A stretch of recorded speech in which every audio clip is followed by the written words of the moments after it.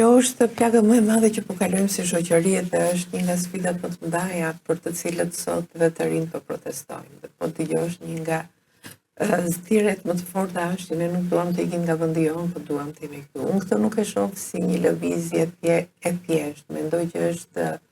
lëvizje disi e programuar, është një tendencë shpopullimi i vendit për ta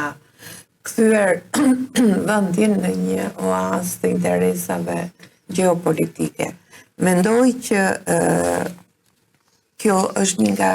sfidat më të mëdha të asaj që quhet dhe lidhet me lëvizjen demografike, që do të thotë nga njëra anë forcat punëtore që janë më aktive dhe që duhet mbajnë të gjithë atë që quhet buxheti i shtetit dhe ekuilibrin demografik kanë ikur nga vendi,